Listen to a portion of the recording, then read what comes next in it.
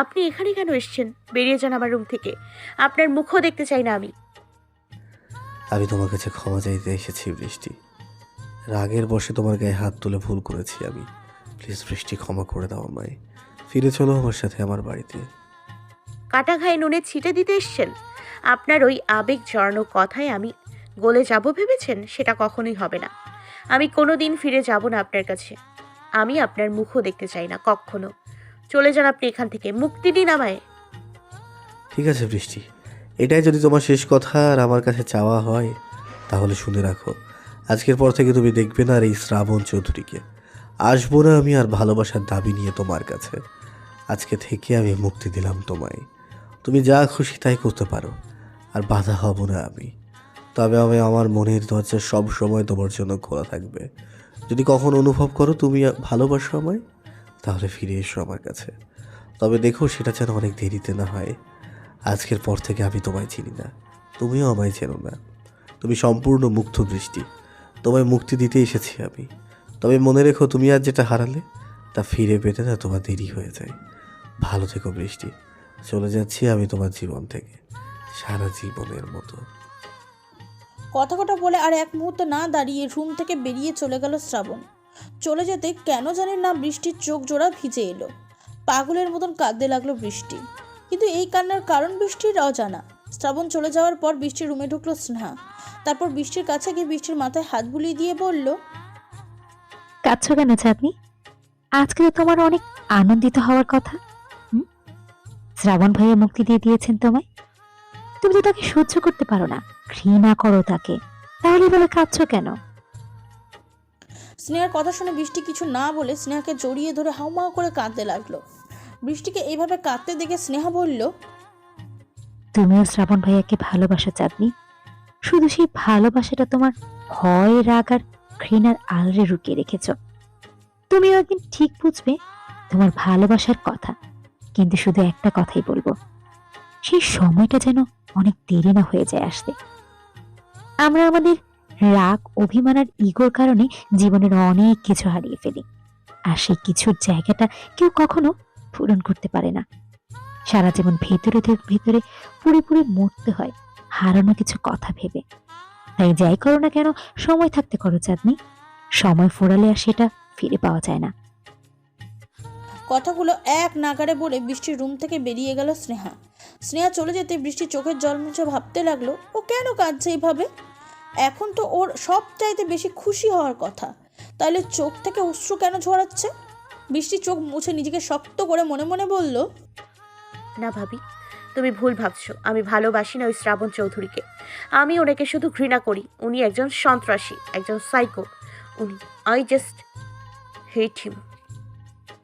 3 দিন পর, এই 3 দিনে বৃষ্টি পুরোপুরি সুস্থ হয়ে গেছে। আজকে বৃষ্টি কলেজ যাবে, তাই কলেজের জন্য রেডি হচ্ছে। এই 3 দিনে একবারও শ্রাবণ আসেনি বৃষ্টিকে দেখতে, বা কোনো লোকও পাঠায়নি বৃষ্টির খোঁজ নিতে। এমনকি একটা কলও করেনি বৃষ্টি বা রাসেলের ফোনে। কলেজের জন্য রেডি হয়ে কলেজের উদ্দেশ্যে বেরিয়ে পড়লো বৃষ্টি। একটা রিক্সা নিয়ে পৌঁছে গেল কলেজে। কলেজে পৌঁছাতেই বর্ষা দৌড়িয়ে এসে বৃষ্টিকে জড়িয়ে ধরে একটু পর ছেড়ে দিয়ে বলল, কেমন আছিস রে বৃষ্টি? এখন সুস্থ আছিস তো? ইস, মনে হচ্ছে কতদিন পর তোকে দেখলাম। খুব মিস করেছি রে তোকে। আমি ভালো আছি। তুই কেমন আছিস বর্ষা? আমিও তোকে অনেক মিস করছি রে। আমি ভালো আছি। আচ্ছা চল ক্যান্টিনে গিয়ে বসি, ক্লাস শুরু হওয়ার এখনো অনেক দেরি। চল। বৃষ্টি আর বর্ষা মিলে ক্যান্টিনে গিয়ে বসলো। তারপর বর্ষা কথা বলতে বলতে হঠাৎ বলে উঠল, সেদিনের পর শ্রাবণ স্যার আর আসেনি বৃষ্টি? না মানে তোর খোঁজ খবর নেয়নি আর? বর্ষার কথা শুনে বৃষ্টির শান্ত গলায় উত্তর দিল, না, উনি আর আসেননি। কোনো খোঁজও নেননি আমার। যাক বাবা, ভালোই হয়েছে। বল, তুই ওই সন্ত্রাসীটার হাত থেকে মুক্তি পেয়ে গেছিস, আর কোনো চিন্তা নেই তোর। তুই তো এখন যা খুশি করতে পারিস, কোনো ভয় নেই, তাই না বল? But Barsha please topic change কর। ভালো লাগছে না আমার। এতদিন পর দেখা হলো, তাও তুই ওনাকে নিয়েই পড়ে আছিস। সরি রে দোস্ত, আসলে হয়েছে কি বলতো, সত্যি বলতে আমি অনেক আগে থেকে শ্রাবণ চৌধুরীর ওপর ক্রাশ। তাকে অসম্ভব পছন্দ করি আমি। বাট আমি যখন জানতে পারলাম উনি তোকে ভালোবাসে, তখন আমার না খুব হিংসে হচ্ছিল। আমি সব সময় চাইতাম শ্রাবণ চৌধুরী তোকে যেমন ভালোবাসে তেমন ভালোবাসে যদি আমায় বাসতো। বাট তুই আমার বেস্ট ফ্রেন্ড বলে কিছু বলতাম না। আর যখন জানতে পারলাম তোদের সম্পর্কটা ভেঙে গেছে, তখন হয়তো আমার মতো খুশি কেউ হয়নি। এখন শ্রাবণ চৌধুরীর সাথে রিলেশন করার একটা সুযোগ পাবো আমি। ইস, ভাবতেই মনের মাঝে একটা উত্তেজনা কাজ করছে আমার। বর্ষার কথা শুনে কেন জানি না বৃষ্টির অসম্ভব রাগ হচ্ছে, কিন্তু এই রাগের কারণটা ওর অজানা। বৃষ্টি রাগী গলায় বলল, বর্ষা, তোকে আমি বলেছি টপিক চেঞ্জ করতে, তবুও তুই সেই তখন থেকে ওই সাইকোটার কথাই বলে যাচ্ছিস। আর একবার ওনার কথা বলে আমি কিন্তু চলে যাব এখান থেকে। তোর যা খুশি তুই কর গিয়ে ওনার সাথে, শুধু আমায় কিছু বলতে আসিস না। বৃষ্টির কথা শুনে বর্ষা বলল, আরে আরে, তুই তো রেগে যাচ্ছিস কেন বৃষ্টি? আমি তো তোর ভালোর জন্যই বললাম।